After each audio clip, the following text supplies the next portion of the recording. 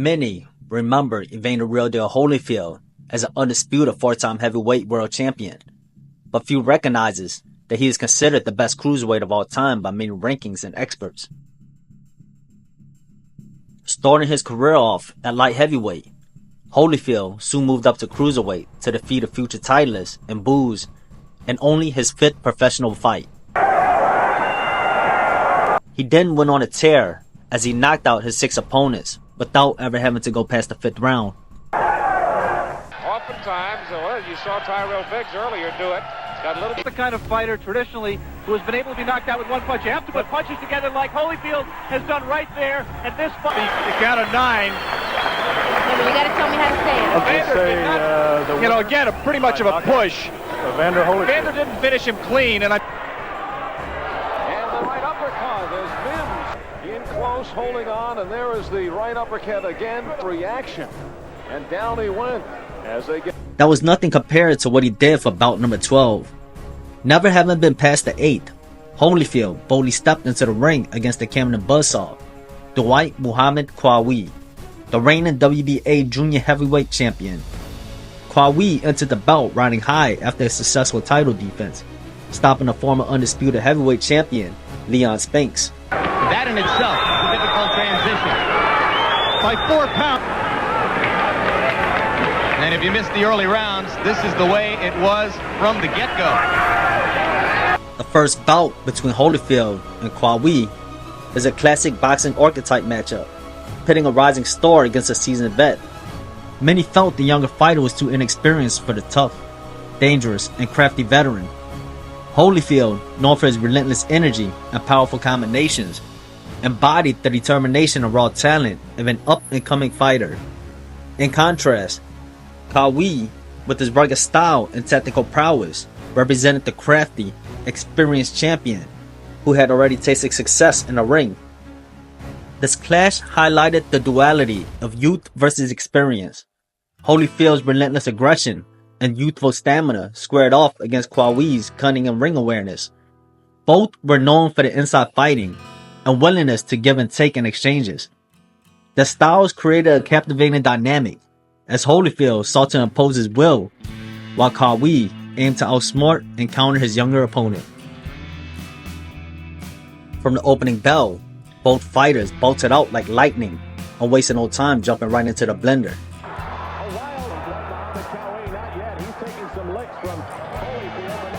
The bout was fought at an intense pace. Critics wondered if Holyfield, who hadn't fought past the 8th round, even had the gas tank to engage in trench warfare against a saw-off slugger who had a fine defense and a rock of a chin.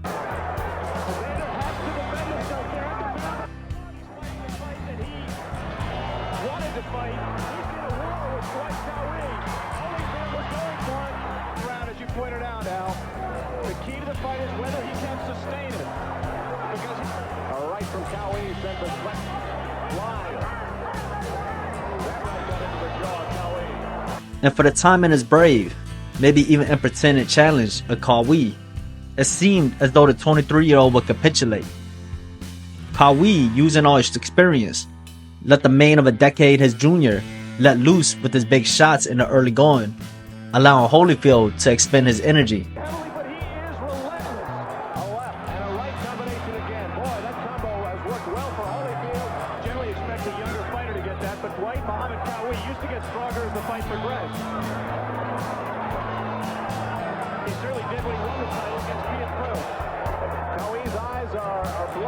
By the 4th, 5th, and 6th rounds, having emptied his guns, it looked as though Holyfield was dead tired.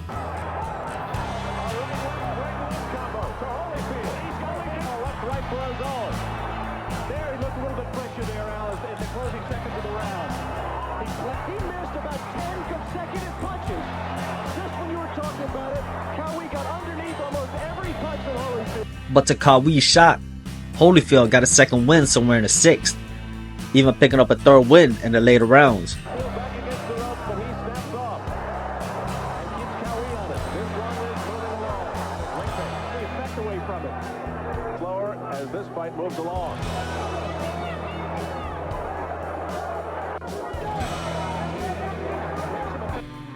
Kawhi hung with Holyfield, but the fresher, younger, faster fighter fought his heart out, boxing and slugging his way to glory. The action was non-stop, the two taking turns stunning one another, as they traded with barely a clinch in between. Coming in with a good fighter, not hearing it and landing a shot that could turn the fight around after the bell. Holyfield, he's talked a little bit. He's come back and very much in the fight. We'd like to alert our stations along the line that Holyfield went on to win a controversial split decision, as Kawhi to this day believed he did enough to win the fight. The victory came at a price, as Holyfield, who had to go to the hospital immediately after the slugfest, reportedly lost something approaching 14 pounds of weight in the fluids due to his heroic effort. This epic 15-round war captured Holyfield the WBA crown, in a fight recognized as the greatest cruiserweight fight of all time by Ring Magazine in 2002. and new junior heavyweight champion of the world, Evander Holyfield! After the Kawhi victory, Holyfield finished the year with a third-round finish against Mike Brothers. On the whiskers, and there it goes, it's broken up. With an active year in 1987, Holyfield demolished Henry Tillman by dropping him 5 times. Dominating here in round 5. He said he wanted to get good stretch. He's having it away. But Carlos Padilla said, look at Henry Tillman and not listen. He's in the round 3 times in the fight. He's ready to go, and that's it. The champ then went on to defeat Ricky Parker in a unification bout for the WBA and IBF World Cruiser title.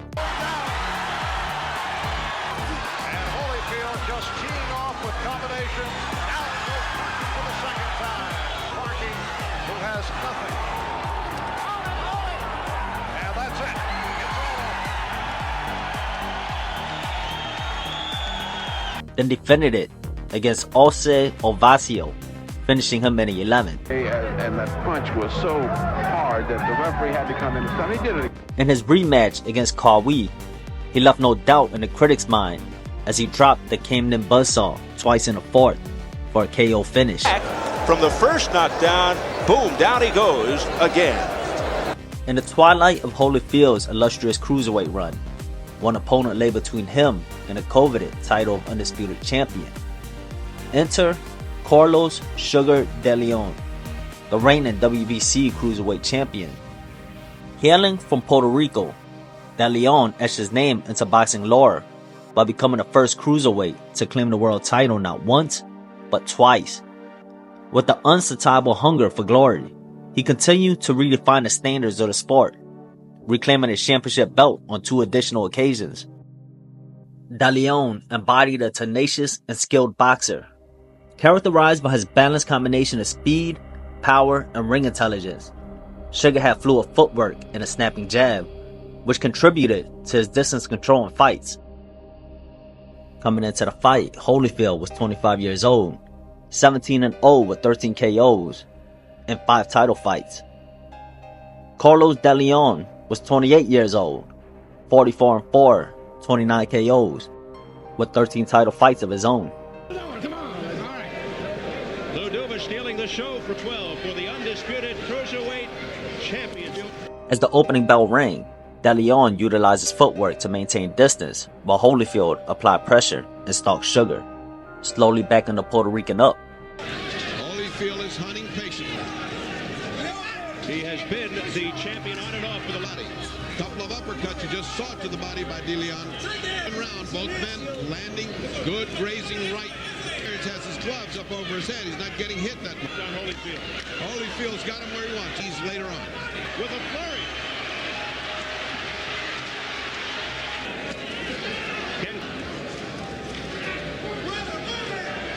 Once Holyfield was able to cut the ring short, the tide shifted dramatically.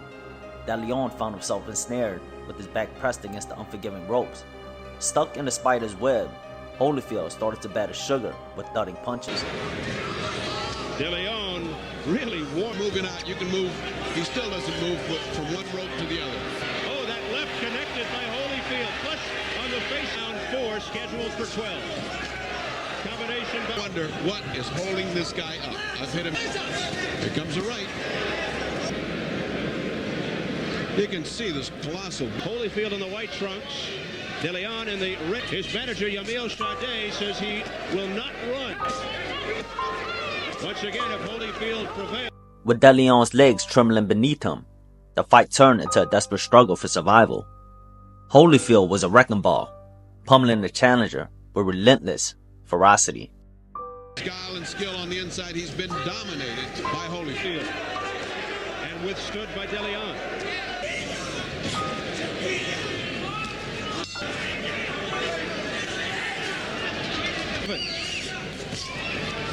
Pummeling De Leon. If that had happened in the middle of the ring, he goes. In the 8th round, the fight came to an end as Holyfield landed 20 unanswered punches as De Leon offered no offense in return, giving Holyfield a technical knockout victory at 108 of the 8th round. At the time of the stoppage, 2 of the 3 judges had Holyfield winning every round, while the latter gave De Leon the first. As the assault continued, and that was it as far as Mills Lane was concerned. Having turned pro at just 22, Holyfield was already the undisputed Cruiserweight king by the age of 25.